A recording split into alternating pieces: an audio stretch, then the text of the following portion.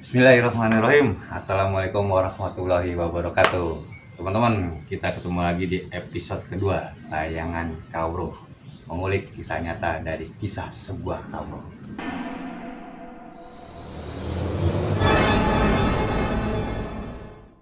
Nah, di episode kedua ini saya akan menghadirkan narasumber.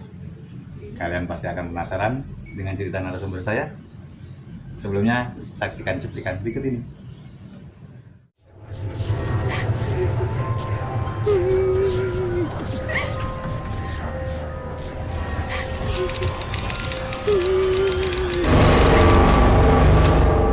Kira saya berangkat ke suatu tempat itu dengan tujuan bisa jadi kaya. Pengen kaya, Mas. Jadi di situ ada ilmu putih, Ilmu hitam. ilmu itu. Mas Zainal ke arah yang Saya minta sebelum saya kawan sama jin Islam itu. Mas Zainal milih nikah sama jin. Terus gimana Pak Ustadz? Berarti kamu harus ada yang ditumbalin. Saya nggak mau.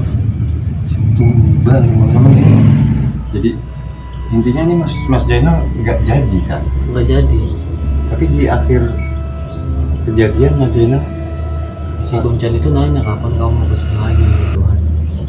Saya ngomong nanti kalau saya ada rezeki lagi insya Allah saya kesini Pak.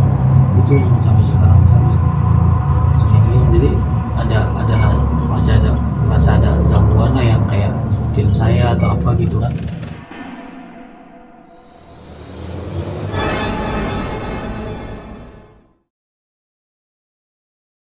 Nah, teman-teman, sebelum saya mengulik kisah dari narasumber, saya ingin menginformasikan jika teman-teman memiliki kisah nyata atau kisah misteri ataupun kisah mistis lainnya, bisa langsung DM ke Instagram Glow Official atau email ke budgetlowofficial@gmail.com. Di sini akan tertulis di bawah ini dan pasti kalian penasaran.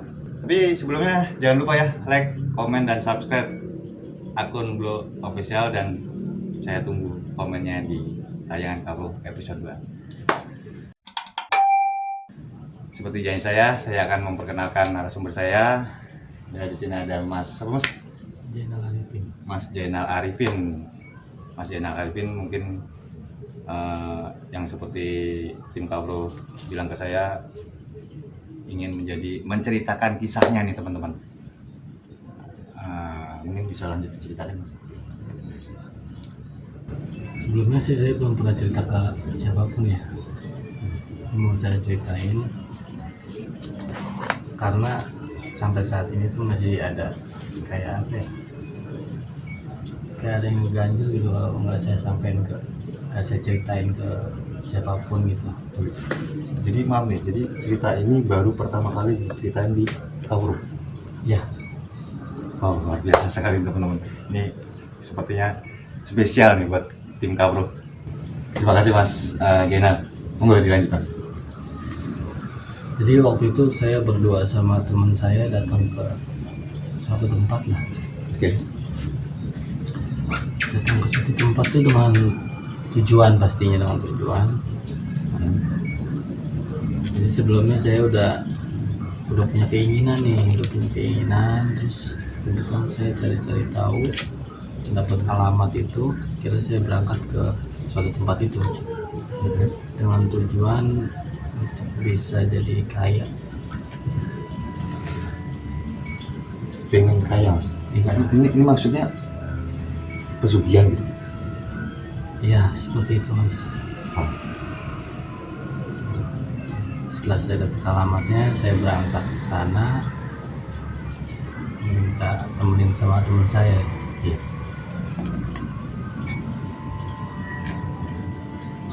Sampai di tempat tujuan, sambil nanya-nanya juga, akhirnya saya diarahkan ke satu tempat.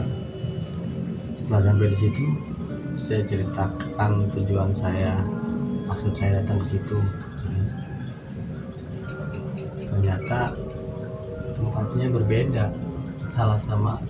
berbeda, bukan tempat yang mau saya datengin. Jadi saya Maksudnya tempatnya awalnya ini Mas Jenal mau kemana sih sebenarnya? ya sebenarnya saya mau cari kekayaan saat itu. Jadi saya datang ke tempat Oke. yang pertama kali saya sampai itu, saya ketemu kuncinya, tanyain si adik mau apa. Saya bilang saya mau kaya. Waktu itu ibu-ibu ya itu kuncinya. Ibu-ibu itu langsung jawab kalau mau kaya bukan di sini tempatnya deh. Kalau di sini tempatnya yang bersih-bersih aja, yang putih-putih aja katanya gitu. Cuma buat sekedar apa namanya ya, pengasihan kali ya. Kalau di situ gitu lah, nggak instan gitu. Kalau kamu mau yang kayak semacam kamu mau kaya atau pesugihan, itu tempatnya di sana. Sana mana Bu? Saya tanya gitu kan. Dari sini jalan aja. Masih satu desa, satu desa, nggak jauh dari tempat ibu itu. Jadi ternyata di desa itu ada yang hitam, ada yang putih. Oh gitu. Maaf nih Mas, kalau boleh disebutkan mungkin daerah mana? Ya, Jawa Barat, Mas. Jawa Barat. Jadi di situ ada ilmu putih, Ilmu hitam. Mas Jenal ke arah yang Hitam sebenarnya. Tapi nggak, maksudnya nggak yang separah kayak di film-film ceritakan itu atau orang-orang ceritakan gitu. Ada yang pesugihan bukan korban gini-gitu. Saya sih pengennya nggak begitu Mas. oke. Jadi, ini juga pertama kali perjalanan saya ke tempat seperti itu, pengen cari tahu juga, pengen cari tahu kebenarannya juga. Cuman yang meyakinkan saya bisa sampai ke sana karena ada di sekitar lingkungan rumah saya yang berhasil melakukan hal itu dan kaya. Dan bener kaya Bener kan? dari hal instan tersebut. Ya. Nah, jadi kata sebagian warga dia melakukan hal itu, dan ada beberapa warga juga yang menyaksikan gitu keanehan di rumahnya, ada hewan ini lah gitu kan.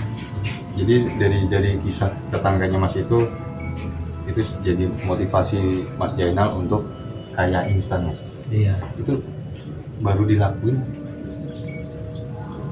Kalau itu dia udah lama banget ngelakuinnya. Jadi saya tahu ceritanya juga baru-baru sebelum saya kesana aja. Saya dengar dari warga, akhirnya saya pengen coba deh gue kesana kalau emang benar bisa buat kaya gitu kan. Umur berapa Mas?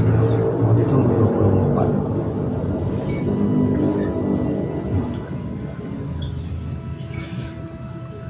Akhirnya saya kesana tuh sama teman saya kan berdua.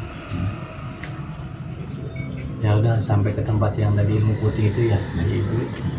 Akhirnya ya bukan di situ ternyata tempatnya, dan saya diarahin lagi nih ke masih satu desa. Rumahnya juga nggak jauh dari situ, cuman waktu itu udah saya sampai di sana juga udah agak sore kan. Setelah dari rumah ibu itu sampai ke yang tempat ilmu hitam ini udah maghrib, udah agak gelap gitu, udah agak gelap. Saya sampai di depan gerbangnya, oh ini mungkin rumah yang dimaksud gitu kan. Dan di situ ada keanehan, tapi saya nggak ngerasain saat itu pertama kali saya. Oke.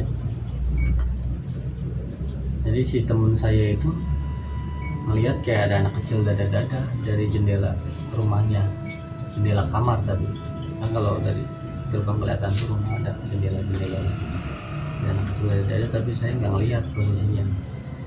Jadi yang ngeliat cuman Teman saya Mas Jainal sendiri nggak ngeliat. nggak ngelihat. Ya, terus saya bilang nggak ada apa-apa kok, mana anak kecil nggak ada, kata saya gitu. Udah kita panggil aja gitu, mau salam mau permisi sih, tiba-tiba sih udah ada bapak-bapak di depan gerbang maksudnya udah ada bapak-bapak buat mempersilahkan kita masuk. Ini dia udah bukain gerbang, Tiba-tiba nongol tuh Mas. tiba-tiba aja gitu. Terus Kalau nggak bapak- ngeliat dari mana terus. Kagak ngeliat karena kita kan abis ngobrolin anak kecil itu yang saya nggak ngeliat gitu kan. Teman saya masih, masa sih lu nggak ngeliat, gue bisa ngeliat gitu. Oke, Mas, ini kan di Kauro ini akan ada ilustrator ya. Ilustratornya bisa nanti digambarkan dengan Mbak Amisti Ayu. Jadi kalau memang diizinkan sama Mas Jainal, seperti apa sih anak kecil ini? Apakah sesosok atau jadi ceritanya saya udah dipersilakan masuk ke dalam tuh ya sama si bapak itu kan, sebetulnya kuncian lah ya gitu. Ayo deh silakan masuk ke dalam. Jadi kesannya kayak dia udah tahu nih kita mau ngapain di situ. Pas saya masuk ke dalam dekati rumah itu, saya ngelihat penampakan anak kecil itu, tapi teman saya yang tidak melihat kan gitu. malah gantian, Mas? Iya, teman saya nggak ngelihat tapi saya ngelihat. Saya ngelihat jelas banget sih, saya ngelihat. Cuman mukanya aja yang nggak jelas. Jadi anak kecil itu dekat pada tapi nggak jelasnya tuh nggak ada mukanya atau Iya karena gimana ya? Dia kan di dalam jendela nih ya. Jadi kita masuk ke arah rumahnya itu ngelewatin jendela itu ya. Saya ngeliat tapi nggak ngeliat mukanya gitu, samar lah karena terus sekarang mungkin karena malam, pikir saya mah waktu itu biasa-biasa aja lah, positif mungkin anak kasih kuncen gitu kan, memang anaknya gitu. iya, cuman kelihatannya agak hitam gitu kan, Cowok cewek cowok mungkin cowok kali ya, terus botak itu nggak ada rambut, cowok mungkin, tapi yang agak heran nggak pakai baju, tuyul kali. Yang tahu saya mungkin bisa jadi itu ya, namanya tempat pesugihan kan. Nah, pas itu diajakin masuk sama si kunciannya, makin dekat makin ngelewatin jendela itu kan, makin ngeliat saya. Cuman saya nggak nanya lagi ke teman saya, oh mungkin mungkin yang tadi dilihat teman saya yang ini gitu kan. Kemudian saya lewat aja ikutin kuncian itu. Jadi dia ada rumahnya gede gitu, dari tengah-tengah rumah ada jalan gitu kecil. Jadi kita nggak dipersilakan masuk lewat ruang tamunya, Mas. Oke, jadi kondisi rumahnya itu seperti istana kah atau gimana sih? Rumahnya mewah, Rumah besar gitu. Iya, rumahnya besar. Itu juga salah satu hal yang buat saya, oh yakin nih, bener nih dukunnya nih. Orang toh dia sendiri kaya gitu kan. Oke. Jadi saya udah suruh aja tuh masuk ke dalam tuh sama si kuncinya kan. Jadi dia masuk ke dalam ya, masuk ke dalam. Makin dekat rumahnya akhirnya saya sadar gitu, oh iya benar ada anak kecil gitu. Berarti yang tadi teman saya ngomong, oh benar ada anak kecil. Tapi saya nggak sampai lagi ke teman saya karena emang dia udah tahu kan. Ya. Saya ngeliat anak kecil itu makin dekat, makin mendekati rumah itu makin kelihatan lah, cuman mukanya aja nggak kelihatan, agak sama gitu. Itu rumah besar tuh Mas, besar, kiri kanan ada dua besar, tapi di tengah-tengah rumah itu ada jalan setapak gitu. Kita diajak masuk lewat situ. Jadi ada rumah besar, di tengah-tengah rumah itu ada jalan. Ada jalan, jadi ada rumah dua besar gini dalam satu pagar ya. Cuman saya sama kuncian itu diajakinnya lewat jalan tengah ini ke belakang. Makin mau ke arah lewat jalan tengah itu kan makin mendekati rumah, makin dekat sama kamar yang ada anak kecil itu, yang jendela itu kelihatan anak kecil. Nggak jelas semua. Makin nggak jelas. Jadi kayak gimana gitu. Tapi berbentuknya jelas kan? Apa cuma Bentuknya- tampak di jendela?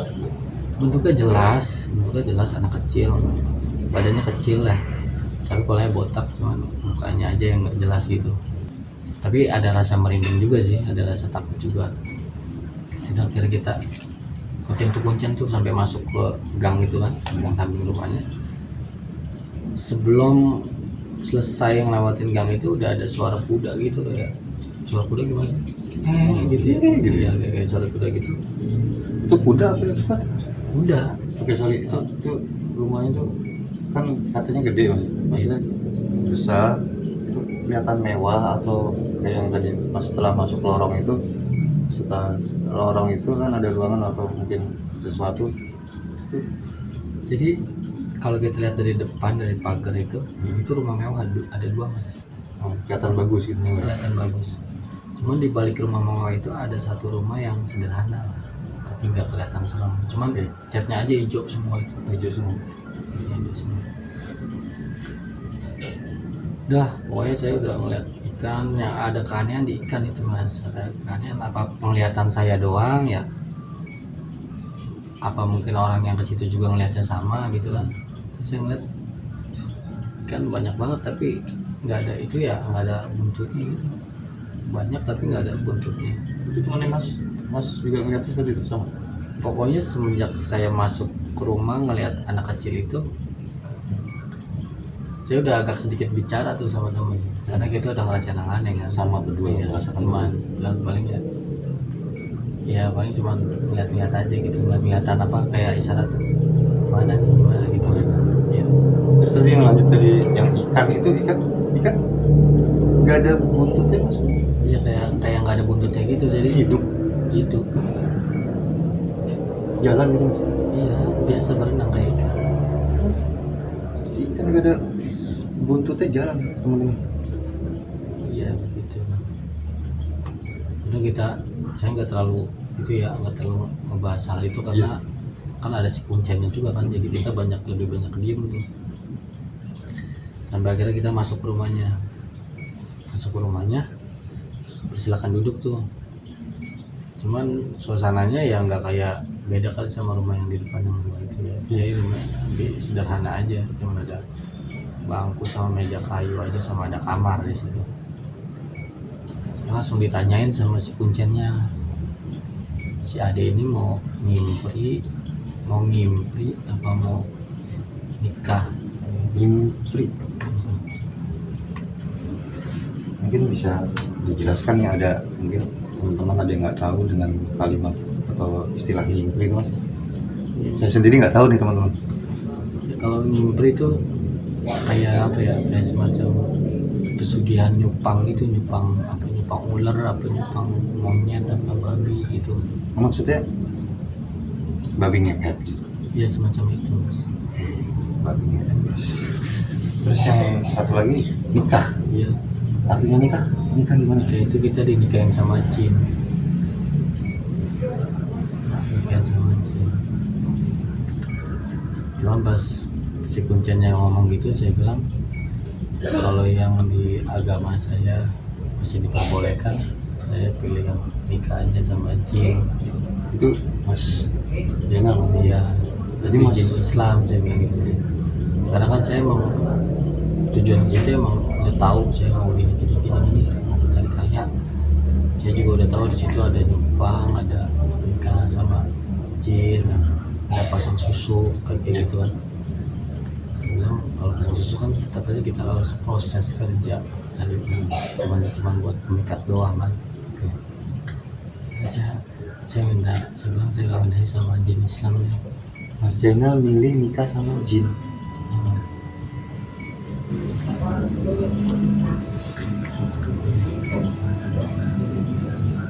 Tapi itu nggak bisa langsung nikah gitu mas, ternyata ada persyaratan yang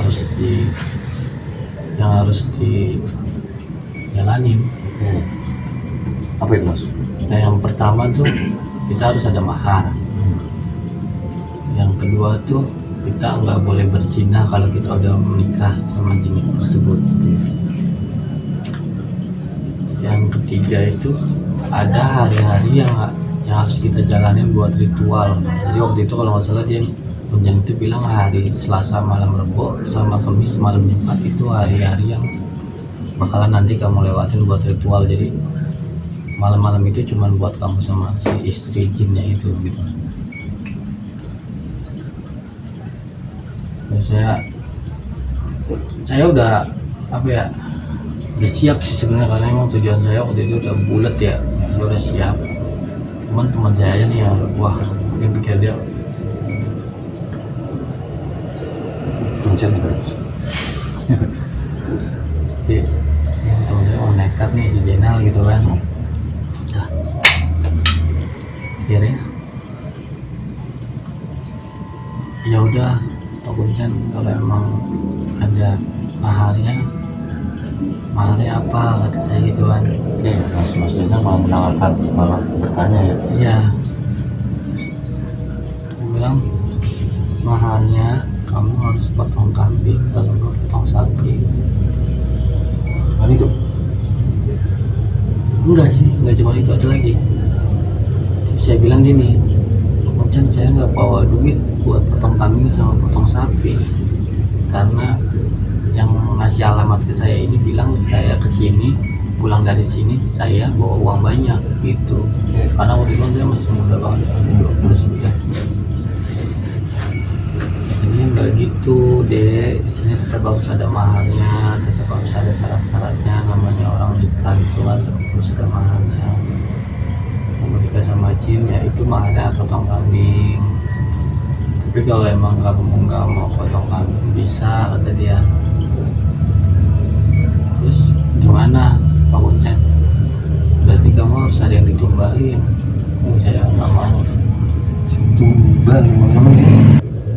Saya pas kalau dia bilang kalau harus pakai tumbal, saya bilang kalau pakai tumbal saya nggak mau mengerjain gitu. Kalau gitu berarti nggak bisa, kata dia. Nah, saya penasaran emang apa yang harus saya tumbalin gitu kan. Ya. Ya terus kata pokoknya itu kalau emang kamu nggak bisa tumbalin kambing atau sapi, kamu harus tumbalin yang sedara sama kamu. Saudara sama kamu artinya adik, kakak, atau orang tua, atau nanti saya punya keturunan, punya anak gitu, punya anak gitu kan. Itu dia ngomongnya gitu. Ngomongnya begitu. Terus saya bilang, "Ya udah kalau gitu saya nggak jadi pokoknya." Saya bilang nggak jadi. Ya udah kalau terus dia kayak ngebujuk gitu sih. Nah, siapa nama kamu? Jainal, kamu lahirnya hari apa? Dia bilang gitu. Saya lahirnya hari Senin, Pak Kuncen. Hari Senin itu bagus loh, kamu sekali ritual itu dia bisa menghasilkan. Jadi kamu bisa langsung kaya, karena orang lahiran hari Senin itu pasti disukain sama makhluk-makhluk gaib kayak gitu kan. Saya hari Senin loh Mas, jadi serem nih Mas.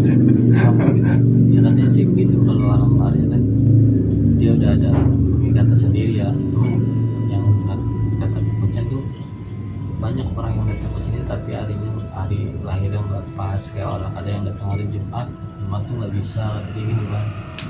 Kamu udah datang ke sini sampai nggak jadi ritual, sayang banget, kata dia.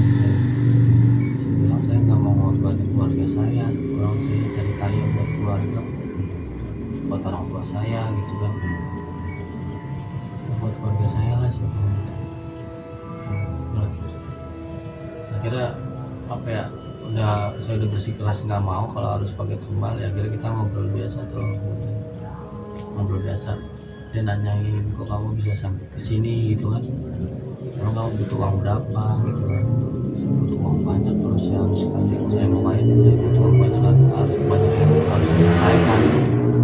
Cuman ada tanggungan di belakang, walaupun bukan tanggungan saya tapi keluarga itu tanggungan keluarga, jadi tanggungan saya juga kan. Ya saya gitu ya, saya harus selesaikan itu. Akhirnya udah selesai ngobrol,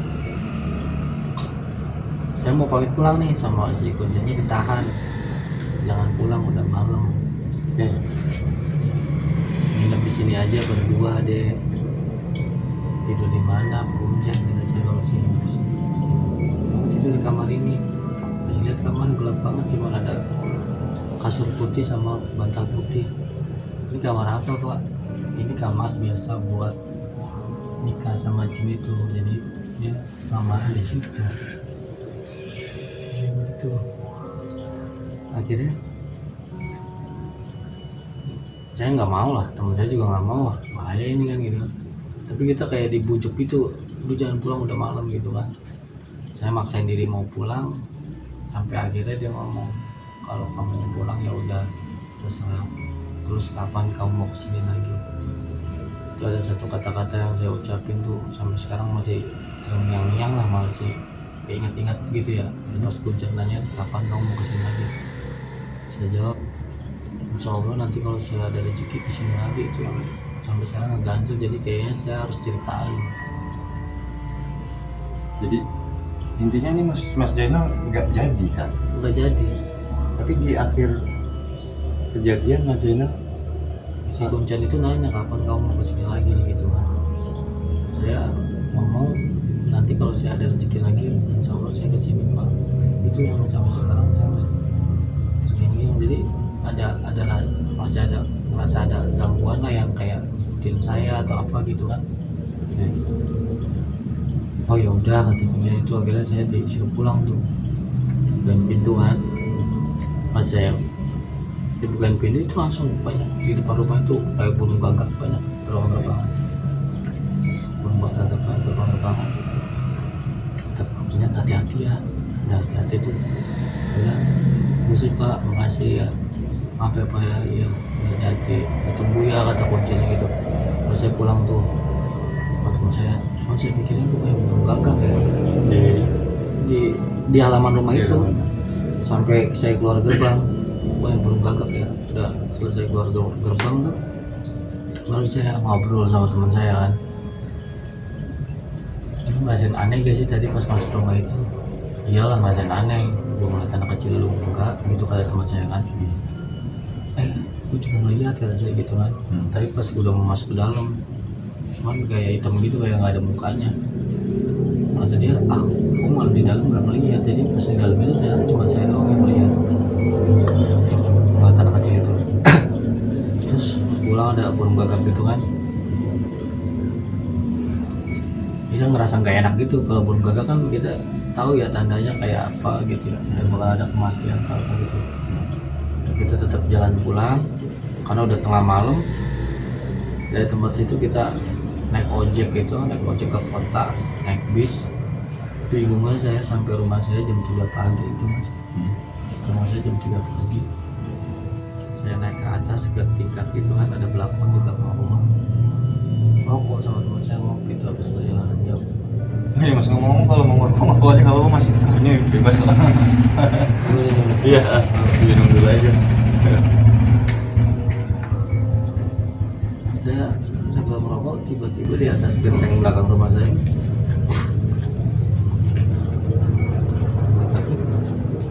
ada burung gagak. Maksudnya burung gagak yang tadi di rumahnya Kuncen. Pak Kuncen itu, Mas Jainal sampai rumah Ada burung gagak juga. Nah, mulai dari situ saya, wah kok ada burung gagak ya, ada keanehan ya. Apa nih kata saya gitu kan. Itu keluarga saya masih tidur. Teman saya juga bingung, kok ada burung gagak ya, temen-temennya di sini burung gagak gitu kan. Apa aja burung gagak yang dari sana? Nggak tahu juga lah. Udah jangan ngomong gitu aja, jadi ngeri gitu kan. Nah, tujuan saya nggak jadi, tapi ada burung gagak. Iya guys, jadi biasanya tuh kalau burung gagak itu, apalagi yang katanya burung gagak yang seluruhnya warnanya itu memang itu biasanya memberi firasat atau suatu tanda akan ada orang-orang terdekat kita yang akan meninggalkan kita. Jadi ini suatu hal yang mungkin masih tanda tanya, mungkin masih bisa dilanjutkan Mas. Tambah lagi keanehan pas udah menjelang siang lah ya. Ya kan, karena saya pulang perjalanan jauh terus mau dari sepanjang perjalanan tuh ngejalanin ngalamin beberapa hal aneh ya kan. Sempet di bis juga tuh, dari saya belum ceritain sama Mas. Sempet di bis tuh perjalanan ke sana itu saya beli kayak makanan gitu kan, ada beras telur asin gitu. Terus saya beli buat saya sama teman saya, cuman yang punya saya itu basi Mas, tapi yang punya teman saya itu enggak. Kata saya, punya itu basi gak? Enggak. Saya cobain, enggak basi. Punya saya basi, telur asinnya busuk gitu, busuk gitu kan. Terus kita beli apa, beli jajanan yang lain gitu ya, sama kayak gitu. Jadi kayak beli apa, kacang apa tuh, kayak kacang mede gitu ya. Terus perjalanan pulang tuh kita ada jual kacang-kacang rebus gitu, tapi yang kayak ada kacang monyet yang gitu. Kacang mede ya. Itu saya buka hitam-hitam gitu. Kalau giliran teman saya yang buka bagus, kalau aneh gitu kan. Udah sampai rumah itu kan cerita perjalanannya Mas ya. Udah sampai rumah saya ngeliat burung gagak, akhirnya saya istirahat tidur. Siangnya saya bangun, ketemu lah ibu saya, ya kan, dari mana kamu kemarin seharian nggak pulang? Ya emang kenapa? Habis main aja sama teman.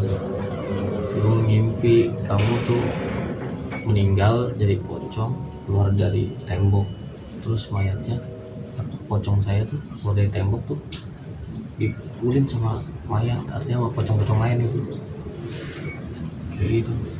Ibu saya mimpi kayak saya mau ngelakuin hal buruk, jadi ibu saya udah bawa mimpi dulu gitu kan. Ini lumayan sih ya, agak lega karena udah saya ceritain, tapi jadi keinget masa lalu ya. Tapi justru dari kejadian-kejadian ini nih, Mas, mungkin bisa diceritakan sama teman-teman Kaulo. Kaulo sendiri itu kan artinya ilmu, mengilmu atau mencari sebuah ilmu.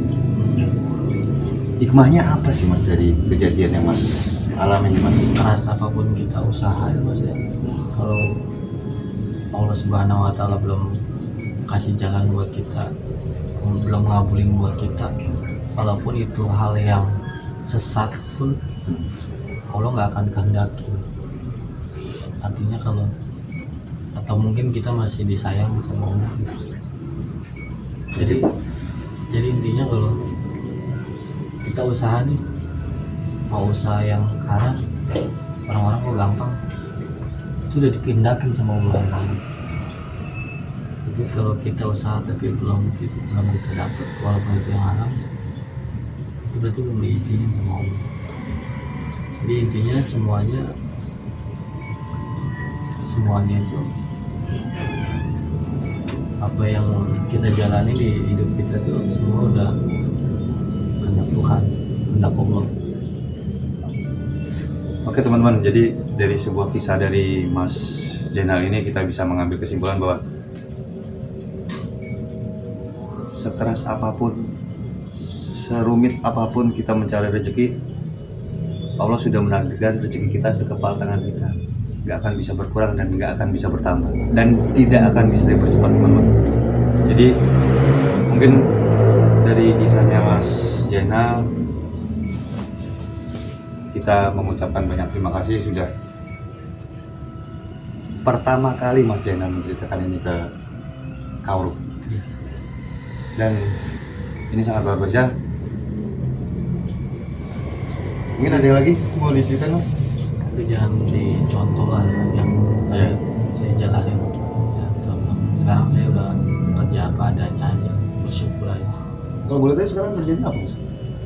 Serabutan Mas, Serabutan. Tapi ya jualan, kalau ada orang panggil buat ikut kerja borongan ya. oh gitu. Jadi ya tetap apapun pekerjaannya, yang penting hasilnya seperti apapun, yang penting halal, yang penting kita bahagia dari pekerjaan itu. Oke Mas Zainal, saya tim Kaulo juga mengucapkan terima kasih sama Mas Zainal. Assalamualaikum warahmatullahi wabarakatuh.